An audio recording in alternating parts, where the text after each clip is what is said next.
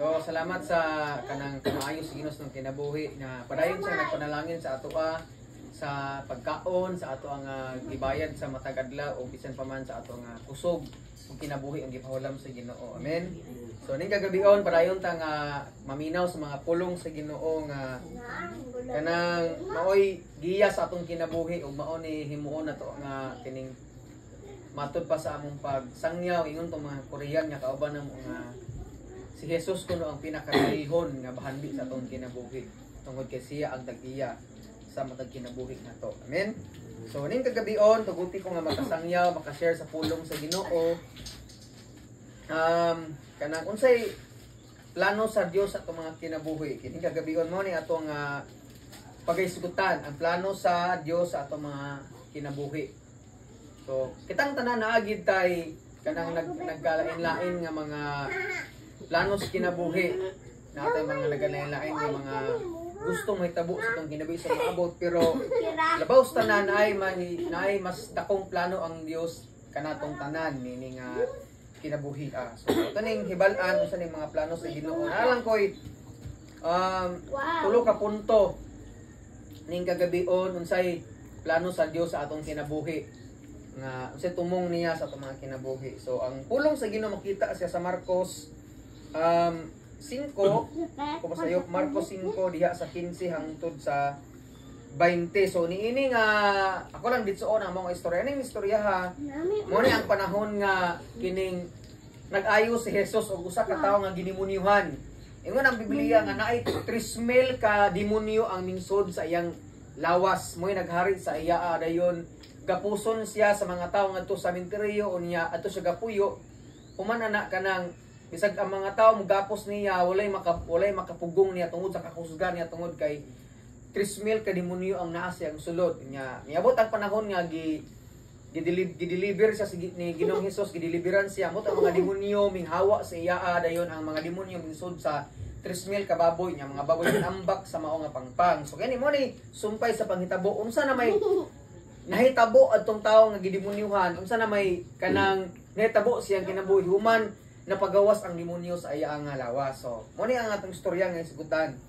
So ang unang punto mo dito ko nga ang plano sa Dios sa atong mga kinabuhi mao ni mahibalik ta sa insakto nga kondisyon sa atong kinabuhi. Balikon ako unang punto mahibalik ta sa insaktong kondisyon sa atong kinabuhi. Mo ni unang plano sa Dios ng kinabuhi. Ngano man ingon ang verse 15 miduol sila kang Hesus og didto nakita nila ang nga naglingkod ang tawo nga kaniadto giyawaan may sapot na siya og gibalikan na sa maayong pangisip og nangahadlok sila katong nakita sa nahitabo sa tawo nga giyawaan og sa mga baboy na nagilon niini sa uban. Before na mag-ampot na Lord salamat sa imong mga pulong ning kagabion akong pag-ampo o Dios nga ikaw ang magapanalangin Ginoo magauban magapamuhat sa matag usa sa pangalan ni Jesus. Amen. Sumoto unang punto mahibalik ta sa insaktong kondisyon sa atong kinabuhi. Sa atong nabasa ganina sa verse 15 ug 16 makita nato nga kato kunong tawo nga giyawaan sa una naglingkod na kuno siya unya sakto na ang iyang panuot tingali gahubo ni siya atong panahona nga gidemonyohan siya unya kining nasakto nang himbalik na kuno ang insaktos ang himbalik na kuno ang insakto niya nga pangunahuna. So sa una di ay gahubo siya unya dili insakto ang iyang porma unya ang iyang pangunahuna dili insakto. So ang plano sa Dios atong kinabuhi mga mahibalik ta sa insaktong kondisyon kay katong gidemonyohan nga lalaki dili insakto ang iyang kondisyon sa una iyang pangunahuna o iyang panuot iyang porma tungod kay gidemonyohan siya. So sa atong kinabuhi pod gusto ni Lord nga mahibalik ta sa insaktong kondisyon sa atong kinabuhi. Ang pasabot na ko nga ano man tungod kay kining sala manggod mo na siya magbutang nato sa kondisyon nga dili insakto nga binuhatan og pangunahuna. Bisan pag wala ta gidemonyohan posible nga nay nagkontrol nato og nagsulti nato nagtuklod nato naghunghong nato nga mao ang yawa mga igsuon nga magbuhat nato sa mga butang nga dili ganahan ang Ginoo. Kay ingon man ang Biblia sa Juan 10:10 nga mingani ang kawatan nga maong yawa sa paglaglag pagguba pagkawat sa kinabuhi. Og klaro kay nga Biblia nagsulti nga kining yawa mga igsoon mo ni siya magtudlo nato nga magbuhat og kalapasan, nga magbuhat og sala. So wala gyud tao nga pag nagpuyo siya sa sala, walay tao nga sakto ang iya nga pangunahuna o insakto o pod ang iya ang binuhatan. Sama sa itong nakita sa balita kaganina nga naay amahan nga tungod kay gibuwagan sa siya sa iyang asawa o niya tungod di ana nawalan siya paglaom nagsige siya githit og droga. Pag human to nagplano siya nga sunugon ang iyang lawas og ilang panimalay. Tungod kay dili na insakto ang iyang pangunahuna. So nakita na to di ba nga unsay influence sa tao kung ang tao na nadumalaan sa dili insaktong mga butang, especially kung ang sala naghari sa iyang kinabuhi. Amen. Muna nga atong hinumduman igsuon nga kung dili milagrohon, dili bag-uhon sa Dios ang usa ka tawo, dili bag-uhon sa Ginoo, dili mahibalik sa saktong kondisyon ang iyang kinabuhi. Unang sa grasyas Ginoo, kanang salamat sa Ginoo tungod kay ingana usab ko sa una nga gibag-o sa Dios. Yes, dili man diha na bag-o ko na may mga process ang kabaguhan sa tao mga igsuon, pero akong gipasalamatan nga kaniadto na ulipon ko sa kining pagtanaw porn, na ulipon po sa una nga kining mag-inom, ulipon po ko bisyo sa una kaning sigarilyo. Pero salamat sa Ginoo kay nasabtan ako kining mga butanga di ay maghatod magbuhat kag mga butanga dili insaktong binuhatan. Magunahuna po kag dili insaktong pangunahuna tungod kay na-control man ka sa mga butanga dili iya sa Ginoo. Unang salamat sa Ginoo kay sama aning mga tao nga gidemonyohan nahibalik siya sa insaktong panuot o niya na ang iyang pangunahuna insakto na pod tungod kay ang Dios nagpamuhat sa iyang mga kinabuhi. Muna problema sa tao karon. Kining isalikway si Jesus og tagaan og importansya ang mga butang sa kalibutan.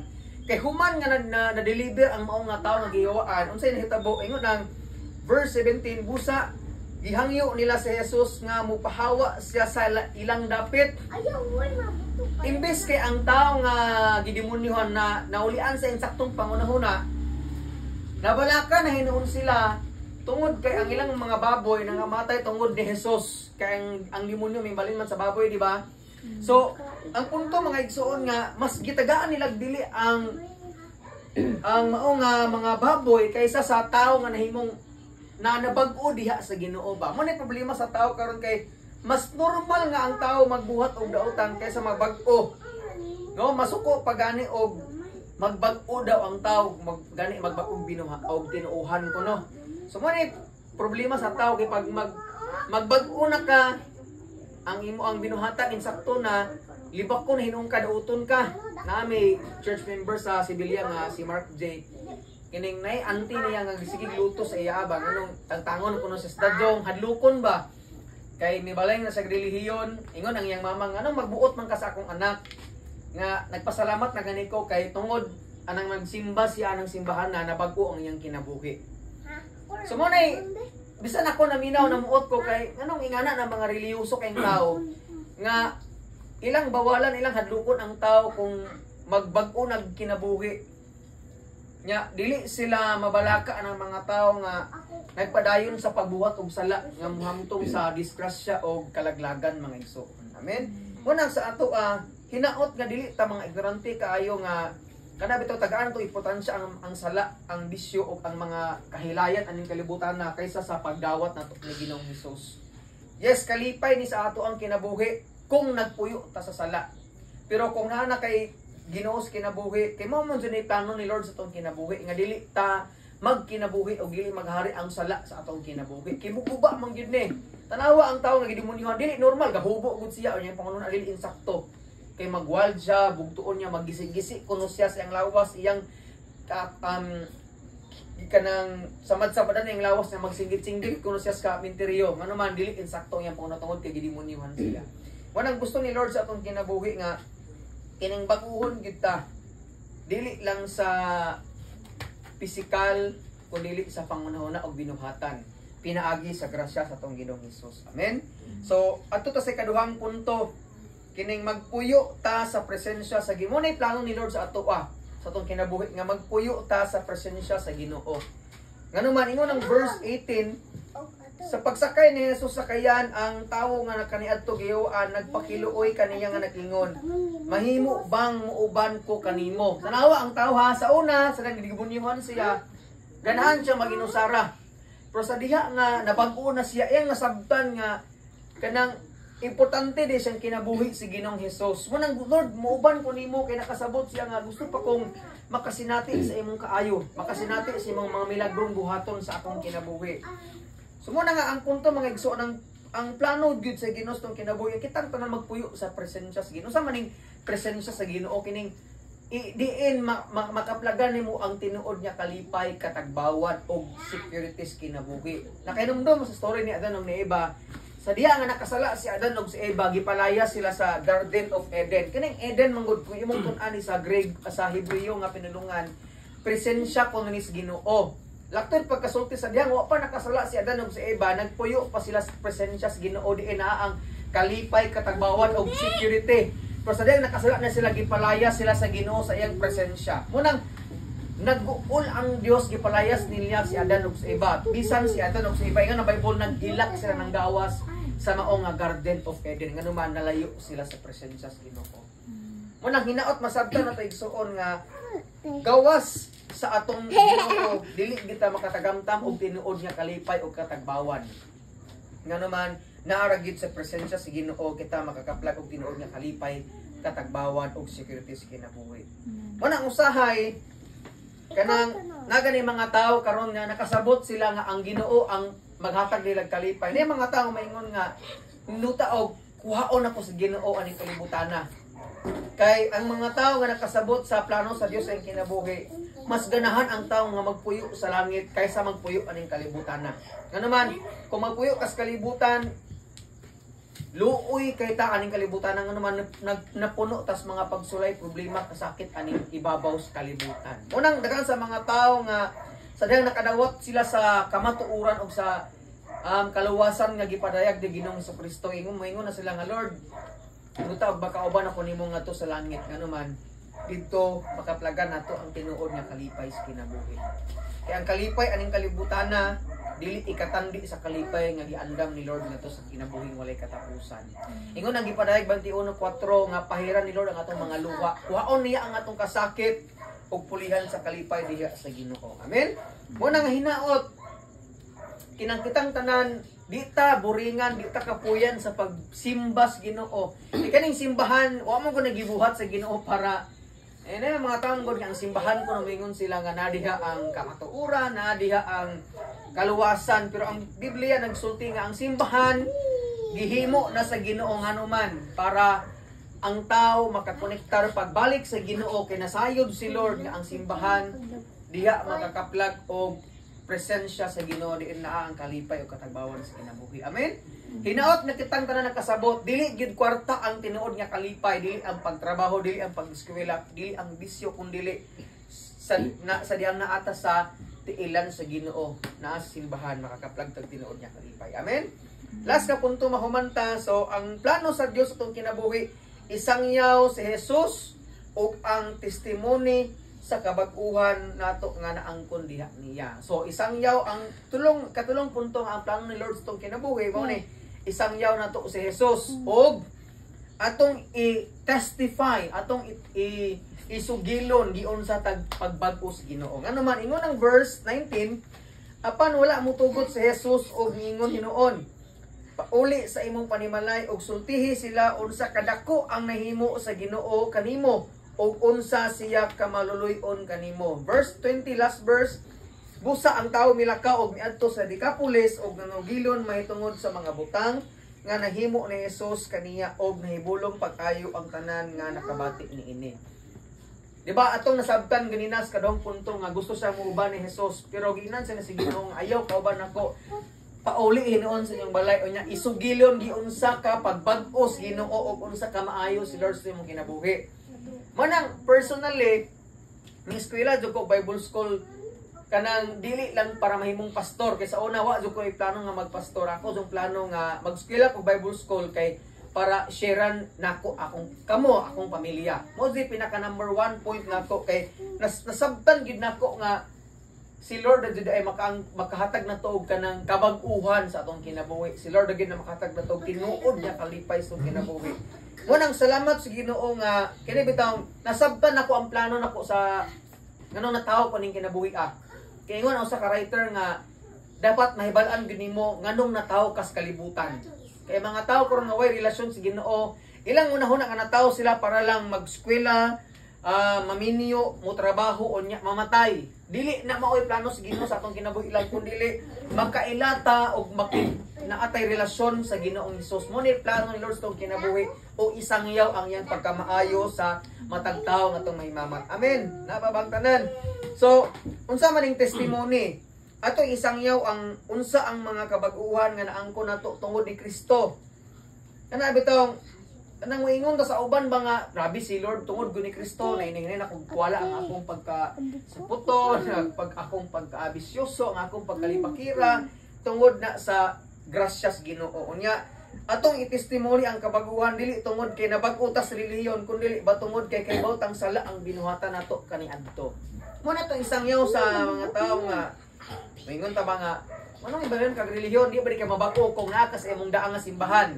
Mo ni punto mong God ang ginatong church member na mo sa Sibilya nga, yes, pwede mo ta mabag-o sa atong daang simbahan, pero ang pangutana, anong nagbuhat mo tag kabaguhan? Anong nagbuhat mo tag nindot nga binuhatan? Ang sa ginan nga, kanang ang Biblia, klaro nagsulti nga magbuhat tag binuhatan para himayaon ang Ginoo dili para maluwas. Amen? So muna nga muna atong itestimony sa mga tao. Ano atong isangyaw si Jesus sa mga tao nga nagkinahanglan igsuon. So kumapit ta sa mga tapok-tapok dili para magbuhat og pagpakasala kundi isangyaw nato si Jesus og iyon-giyon sa tapagbato sa Ginoo. So di ta makiglalis sa mga tao kundi ato lang gid isangyaw ang gugma sa Ginoo sa ilang mga kinabuhi. Mo ni last na punto mahumanta. So ang sugo gid sa Dios tong kinabuhi mo ni ayo nagsigig panglibak sa uban. Ikaduha, dili na magipanghambog ang sayop nga binuhatan nato. Ikatulo dili na pud ang unsa ta kamaayo sa atong kinabuhi. Kay nagingon ang Jeremiah chapter 9 verse 23-24 nga dili dapat maghinambog ang maalamon silang kaalam, dili dapat maghinambog ang mga dato silang kadato, dili maghinambog ang mga kusgan silang kusog.